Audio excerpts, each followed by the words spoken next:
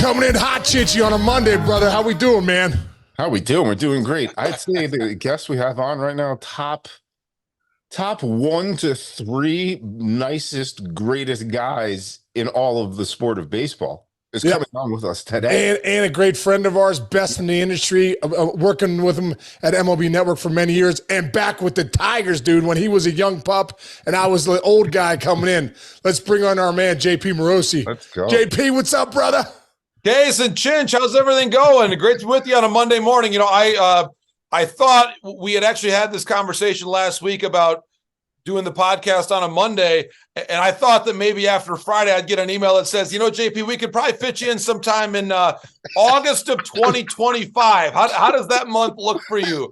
And I was waiting on that email that you'd maybe send the Zoom link in like through the U.S. Post, and I might get it sometime in January. But all good and great to be with you guys today. It was so good, dude. That was a complete opposite. I texted Sean, no joke. I'm like, we need JP on now. We need to he's the best. Let's get him on, right? Dude, well, for our listeners, you know, last week, you know, the Ohtani stuff was such a big deal, and you had put out a post saying that he was on his way to Toronto. It turns out he wasn't, and ended up signing with the Dodgers. And obviously, you came out like a true man, and you said, "Hey, I apologize, you know, for the tweet that I had of the information wasn't right." But at the end of the day, we all make mistakes, brother. So, you know, how are you feeling about that? Because I know, dude, when I got thrown out from left field, it was a little uneasy at times. You know what I mean? I had to like talk, you know, but obviously you make mistakes and failures feedback and you move on.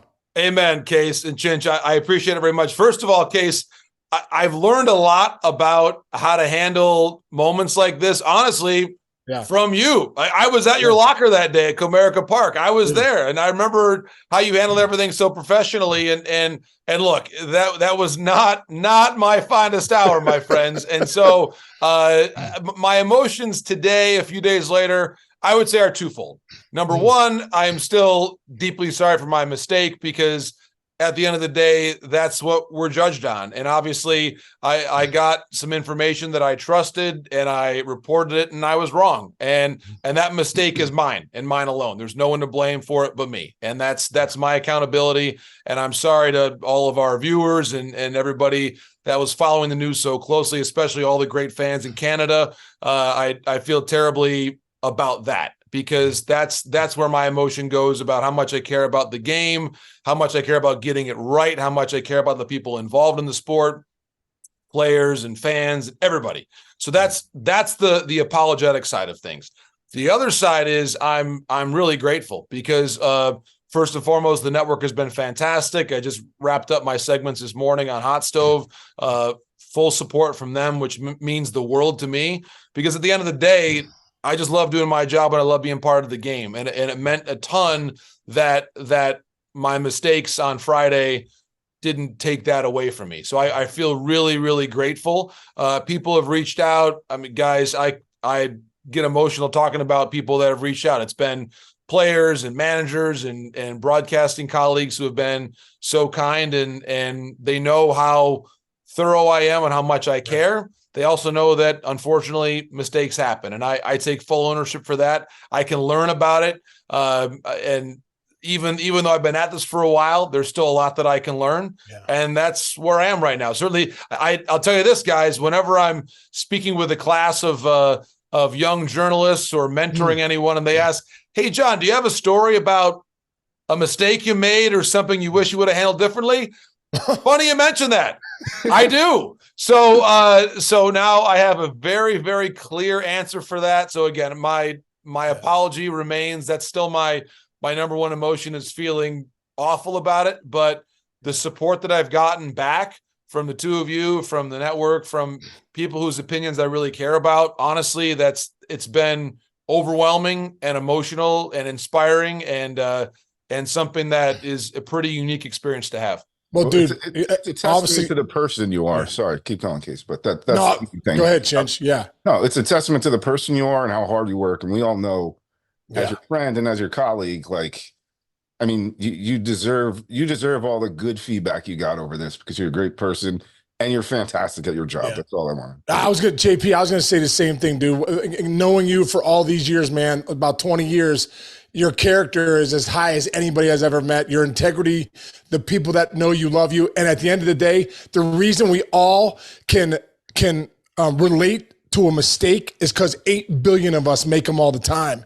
And I know yours is more public, but I understand, dude, like being in the public's eyes. I'm not going to lie to you. I don't talk about it much. And it's obviously, now that it's years later, like getting thrown out from left for me was such an embarrassing moment. And you were there, obviously.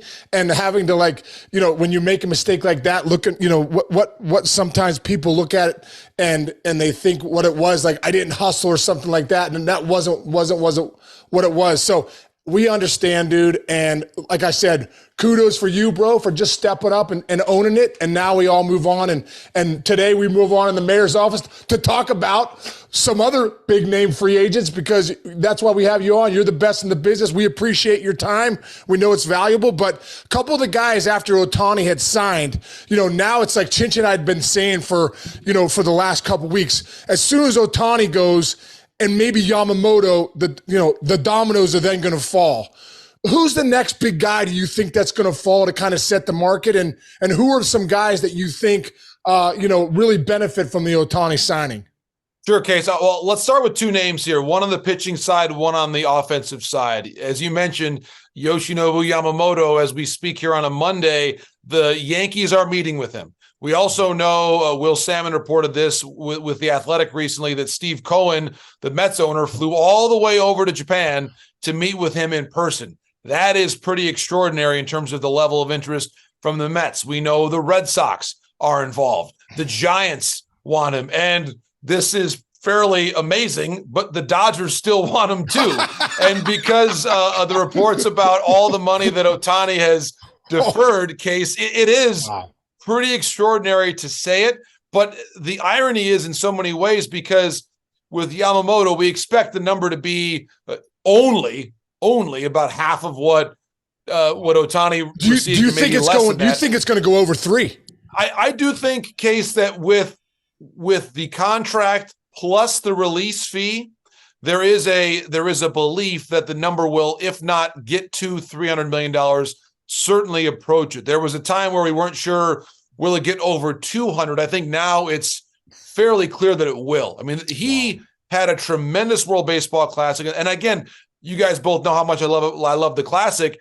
And one of the reasons why the Classic is so useful from a scouting and evaluation standpoint is you get a chance to see these stars around the world in the major league competitive realm with the MLB baseball as well from a pitching perspective, because that is a difference in terms of the ball that they use in NPB to the ball you use in MLB.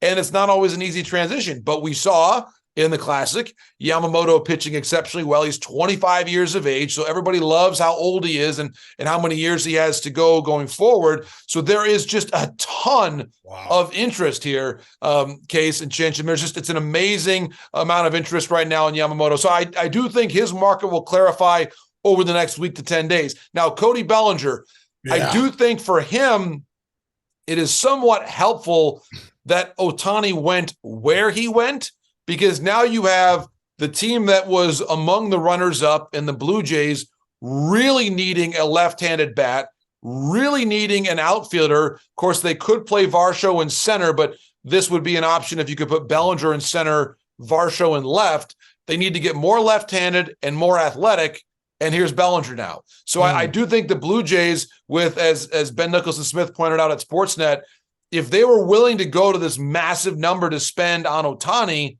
certainly they could afford less than that for Bellinger. And I realize not all dollars are created equal in terms of what ownership decides is worthwhile with the expenditure, but the Jays clearly need help with their lineup. And I think that is where I would begin there for the Jays. I would also say the San Francisco Giants are working on the potential of some offensive upgrades. Bellinger fits them very well, as does Jung-Hoo Lee, who was posted via the Korea Baseball Organization. So there's a lot of names right now in play for some of these teams, Case, who missed out on Ohtani, and I do expect that we'll see a lot of action now in the next couple of weeks before the Christmas holiday. The Giants are a team that, even last year with Judge, just missing out on Judge and then him going to the Yankees, they're a team I feel like if they don't get anybody this off, they're just missing on these guys. Or like, I don't know if guys want to go there or what it is, but if they don't land another big free agent, the Giants seem like they'll be in limbo again. Do you feel like, they have the money to get some of these guys, JP, but do you feel like there's a sense of urgency coming out of San Francisco right now?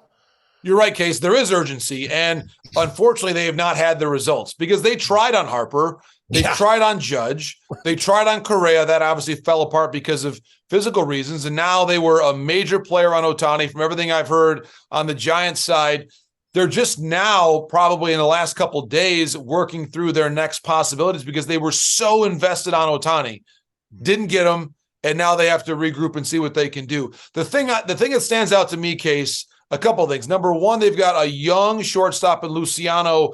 Do they believe he's ready to play there every day? And if not, do they make a move either in free agency for a shortstop? Do they try to trade for Willy Adames? That's a possibility too. Of course, as he nears the end of his time with the Brewers, we know that, of course, Corbin Burns, who is from not far from San Francisco, could you find a way to package both of them together and get them to the Bay Area? That would be, I think, a great approach for the San Francisco Giants to take. But in general, the outfield and the lack of power is a massive concern. And you think about Aaron Judge and why they wanted him so much. If you total up Yastrzemski, Haniger, and Conforto last year in terms of home runs hit by the three of them, it was fewer than 40 for the year. Wow. Now, we know Mitch missed a lot of time due to injury, but I make that point because if you're going to have a successful team, it's really hard to get fewer than 40 home runs combined from your everyday outfielders. It's just, I realize that in some ways is a pitcher-friendly park, but this is still the team of Bonds and not long ago the team of Posey. This team was able to have a lot of power. You think back to the team that won it all in 2010, that was a lot of power and pitching. And really, this past year, Case and Chinch, they didn't really have either because their rotation was Logan Webb, Cobb, and there was a lot of uncertainty after them. And their lineup, they just didn't have enough power there either. So they have a lot of work to do when you think about that division as well. The Padres, I think, made a very sound decision with the Soto trade. It's always hard to trade a future Hall of Famer and win the deal, but they got back some pitching that they needed. Yeah. And the Diamondbacks, let's not forget, are the reigning NL champs, and they just got Eduardo Rodriguez and are trying to get JD Martinez and others. So this is a very competitive division, and if the Giants don't have a big offseason, guys, I have a hard time seeing them compete with their arch rival Dodgers, who now have Ohtani for the next decade. Oh my goodness. Do you think that the dimensions of San Francisco scares some hitters off? Jason? Yes. You do. You do, Sean. You think so? I defer to Case. Case has been a major league hitting coach a little more recently than I have been, so I'm going to go with Case's answer on that one, guys. I just think that triples alley. I mean, the fact that Bonds did what he did, in that park is not good for lefties. You think the Bay's right there. I mean, that wall is whatever, how many ever feet high, 30 feet high. You have to get it up and out in there. If you hit it to right center, it's a triple or an out or a double. It's not the greatest place to hit. I want to stay out there in the West because I want to ask you, because I don't understand it either. And you do, JP. Chinch and I were talking about this too. The Ohtani contract, obviously he's deferred a lot of money. Can you just explain that to us and the viewers? And we see 70 million, obviously after taxes, it's about 35 million out there in California. So you got to make 35, you got to make 70 to take home 35. Can you explain what the deferred money looks like in that contract? Sure, Case. So the exact percentage and the numbers we're still working on. Our Mark Feinstein reported over the weekend that there are significant deferrals in terms of what that annual salary is going to be. So what that means is really for two purposes.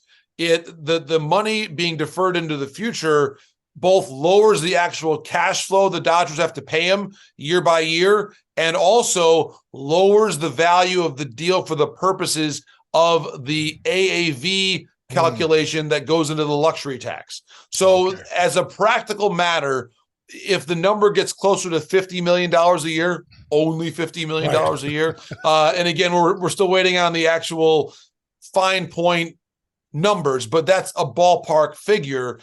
It's basically giving them an extra $20 million to work with and players that you can add. And obviously you can do a lot. You think about how good Andrew Friedman and Brandon Gomes are with the Dodgers at adding players on the margins. They can do a lot with $20 million. And so that allows the Dodgers, whether it is Yamamoto or some additional pitching help, because their rotation is young. They really are. And they're going to be counting on, I think, a lot. Bobby Miller, Ryan Pepio, Walker Buehler is now in his first year coming back. Kershaw is not going to be there on opening day. They've got some work to do. And I think for Ohtani to do that is very magnanimous of him. I realize he's still going to have, from a top-line standpoint, the richest contract in global sports history. So let's keep that in mind. But he is able, by having the money paid out over a longer period of time and deferring it, he really is taking a team-first approach to this very lucrative contract and helping the Dodgers put the best possible team around him. Because let's remember this, as great as Ohtani is, and he's a generational, iconic, once-in-a-lifetime, once-in-a-forever talent, he has yet to play a Major League postseason game. Wow. And he wants to do that badly. We've seen him on the big stage, playing for Team Japan, the amazing way the World Baseball Classic ended. We are so excited to see him play now, these impactful games. And I love this as well. His first game with the Dodgers now, opening day, scheduled to be in the Korea series. So you're going to have this global icon playing internationally for his first game, and you'll have, hopefully, all baseball fans in North America staying up in the middle of the night, waking up early like it's watching the World Cup to see Shohei's first game. So it's a great way to begin what is a transformative career for him with the Dodgers, and I can't wait to see what unfolds. Yeah, it is going to be awesome. You're right. International icon. You can understand why, where the money was, where it was. You talked about veteran pitching too, and maybe about the Dodgers or whoever, Dylan Cease and Tyler Glasnow keep popping up as far as two big arms that could be traded. Are you hearing anything about them out there right now? Yes, I've heard more a little bit lately, Case, about Glasnow than I have on Cease. At some point in time in the last couple of weeks, I thought Cease was getting closer. Obviously, not the case yet. Perhaps the White Sox will wait for Yamamoto to play out more fully before they move him. Because remember, with Cease, it's 2 years. With Glasnow, it's one. Okay. And I was told that the Rays were still having some fairly engaged conversations with teams about Glasnow. Of course, it's a 1-year deal. The number's above $20 million for the 1 year. But a lot of teams look at Glasnow and say, here is the pitcher with some of the best pure stuff in the world. When he is on, it's like a 90-mile-an-hour breaking pitch. In case you've game planned and you understand how nasty his stuff is. It really is elite of the elite. And so that's where the Dodgers are still involved with Glasnow. The Cubs are as well. It wouldn't surprise me if the Giants are involved too, just because of their needs for starting pitching. So a lot of different teams are still involved and engaged there with Glasnow. I think, Case and Chinch, the interest is broad enough that I would expect the Rays to avoid trading him in the division to the Red Sox or the Yankees. They probably don't want to have to see him. You don't want to see him, yeah. No. I think that they would like to have him safely in the National League for this coming season, but I do know the interest is high on Glasnow. I was told, Case, a little more activity on Glasnow than Randy Arozarena, at least in recent days for the Rays, and let's see what happens next. Yeah, great, man. With Chinch and I were talking the other day. One other name that just popped out to us. I don't know if it's being circulated too much, but he's had a great last couple of years. It feels like he's getting better with age. Is Michael Wacha. You hear anything about Michael Wacha? Like, are the Yankees, are anybody interested? Because I think that would be a guy that could slide in maybe the 4 or 5 starter, maybe even the 3 to slide into a rotation with some veteran presence and some good stuff. That's an excellent point, Case. And I have heard that he's part of the same group along with Lucas Giolito, Seth Lugo. I think they're similar in terms of their profile. Giolito's stuff maybe a little bit higher. Of course, he threw a no-hitter within the last several years. But I think when you consider right now Michael Wacha, he checks a very important box for me, Case, which is he's had success in the American League East. And he was, I think, very consistent during the time he spent with the Boston Red Sox at Fenway Park. And you know this from having played at Fenway and been in the American League East as a coach this past year. When you are a pitcher who's been able to navigate that division, that is a huge mark in your favor. And I think Walker being out there on the open market is now that Ohtani is signed, and we're really focusing on Yamamoto, but there's this entire group of I would say very quality number 2, 3, or 4 starters, depending on your rotation, that our eyes are now opened up to. And Giolito's one of them. Waka is one of them. Lugo's one of them. We still have Blake Snell, by the way, 2-time Cy Young Award winner. That's right, Blake Snell. Right. We have not, I think, talked enough about him. So this free agent market, I think, especially among the pitchers, Case, is one of the best that I have ever seen in my years of covering baseball. And Snell, I think, is going to be one of the more, he might actually be the most intriguing player of all. I would expect that his agent will wait until Yamamoto is signed and then maybe price Snell off of him a little bit, even though they're very different pitchers. Snell is significantly older. Yamamoto's is 25 years of age. Snell, though, is the reigning Cy Young winner. Now, there's the concern about the fact that he led the league in walks. And that's real. That's real. There are certain ballparks where you can feel the comfort and pitch around that many walks. Petco is one of them. Yankee Stadium, probably not. Right. And that's where I do think the Yankees are going to be especially discerning in how they add talent. The Yankees, for all of their pursuits, and they brought in Juan Soto, and it's important they did that. But for the Yankees, the signing they need and the acquisition they need is for Carlos Rodon to be the guy they thought he was a year ago. Because you look at his production in year one with the Yankees, it just simply wasn't good enough. And even the New York Yankees, with their budget, you cannot spend that amount of money on a player of Rodon's caliber and not get the return and then hope that everything's going to be okay. So they need innings from him. Garrett Cole, for me, what Cole did this year is made all the more impressive because I think it was only Clark Schmidt on that staff threw more than 115 innings besides Cole. It was Cole, Schmidt, and then no one else. He had to carry that staff, Garrett did, and he did it brilliantly. That's why he won the Cy Young. And I just wonder for the Yankees, as much as you might say, sure, Snell fits there, I would give a little bit of pause and say they just need Rodon to be Rodon. And if he is himself, I think that Yankee team is a lot more competitive right away in 2024. I agree. And they have, the Yankees, they wanted 2 left-handed bats. Bam, they got it. You put Judge in center, you put Soto and Verdugo on the corners. But one of the things is in that Soto deal was Michael King. And I got a chance to watch Michael King at the end of the year. This guy has I honestly think he could be a 2 or 3 starter in the big leagues. He's got that kind of stuff. And I think he's kind of only getting better in that starter role. But I do think they still need an arm.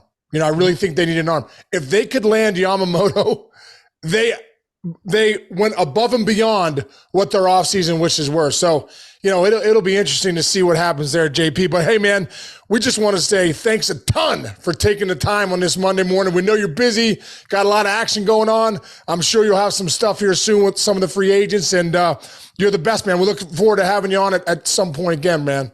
Case and Rich, my pleasure, my friends. Happy holidays to you and yours. I love this conversation. Put a smile on my face today, and I can't thank you guys enough for the kind words, man. It means the world. Thank you so much. All right, brother. You're the best, man. We'll talk to you soon, JP. Thanks guys. man. You too. See Thanks you. for everything. Thank you. Thanks. Yep. Oh, man, Chinch, what a stand-up guy, man. Just one of our favorite people, and I know he feels so bad about the mistake of saying Ohtani was going to the Blue Jays, had some information he thought was legit. Right. And I think I always look at mistakes like this, and I think I've said this before.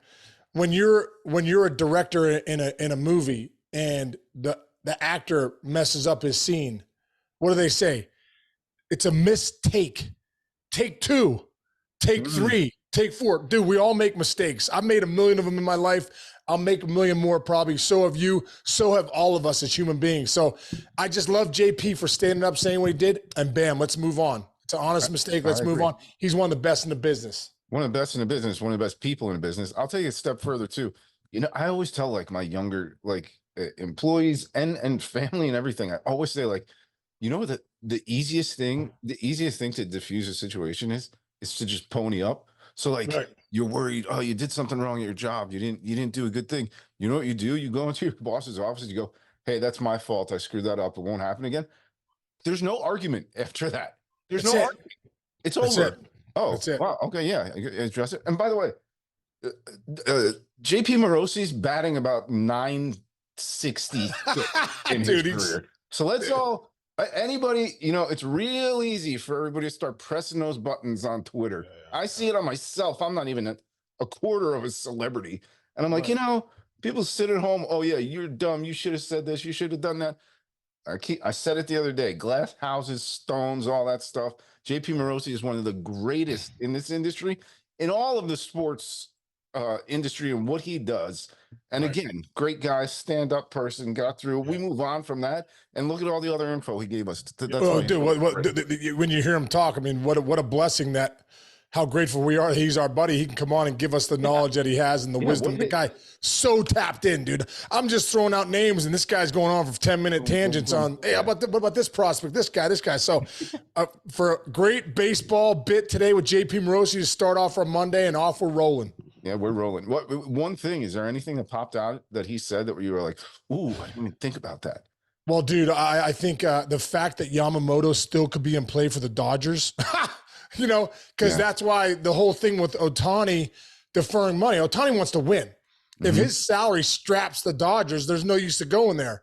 So he wants to win. Obviously, the luxury tax is what it is. But him deferring that money, the fact that Yamamoto's still in play, and you would think with Ohtani going to L.A., Yamamoto and Ohtani have to have a relationship playing together in Japan. There has to be, if the Dodgers could pull that in, that would be a huge thing. So we'll see what happens. And if they do it, they'll have put $1 billion to two players. $1 billion if they pull him in. Yeah, incredible. Unbelievable. Do you know there's like NFL? There are NFL owners that don't make as much money as Ohtani's going to make. He's doing the football stuff. He makes the same amount of money as like a couple of owners of NFL teams. Like, dude, he's making. How about he's making more than like the Rays, the A's payroll. His salary is more than their 3 or 4 teams' payrolls. Yeah, I'm not tired of it. I'm not tired of talking about his contract. It's unbelievable. There's a picture of LeBron and Steph Curry like put together, and they're both like this. He's making more than they've made combined, I think, in their careers. It's incredible, dude. And Steph Curry. It's really incredible. Hey, dude, the Glasnow thing. I haven't thought about Glasnow. If he has market, he's out there. He's about as nasty as anybody in the league. You think if Yamamoto doesn't go to LA, the Dodgers have enough to give back to the Rays? No doubt. Glasnow looks like old school Kershaw. Like visually looks like he should be playing. He's an animal. Health with him, and the fact it's only 1 year control, 2 concerns there. So we'll see what happens. Yeah. Chinchy, before we bump, talk about, using adversity to your advantage. I just got this new book, and I can't put it down, dude. It's called Lessons for Living by our man, Phil Stutz, who wrote the book, The Tools and Coming Alive. Yeah. What only adversity can teach you. I've worked with Phil a few times. One of the best, therapists out there, one of the best life coaches out there. But this book just came out about 2 weeks ago. Go get it. For all our listeners, go get it. It's called Lessons for Living, What Only Adversity Can Teach You by Phil Stutz. Incredible book. And it just made me think of it today about, use adversity to your advantage. For all of us out there that make mistakes, for all of us out there that have failures as in our job, as parents, as sons, daughters, all that stuff, things that we do every day. Hey, listen, it's not the end of the world. We're human beings. And let's have grace for ourselves and grace for others as we make mistakes and move on in this wonderful, wonderful life that we have. And let's never forget, find gratitude in everything that we do to elevate that abundant mindset that we have daily. So just 2 cents, man. First of all, that book looks really nice. It's a great book. Oh, that's a great point. That's a great lesson for today. It's a perfect timing. Man, you're getting so good at this job, dude. Every day. We've been doing it for a long time, Chase. We've been doing this for a long time, brother. Well, I'm grateful for you, grateful for JP Morosi, grateful for all the fans. Yeah, me too, man. Me too. I'm grateful for you, brother, all the fans, JP, everyone that's backed us at the mayor's office. And one of these days, we might make 70 cents. Ohtani made 70 million. The mayor's office looking to make 70 cents. Let's get it, baby, to the moon. Chichi, I love you, man. See everybody tomorrow. Thanks for listening.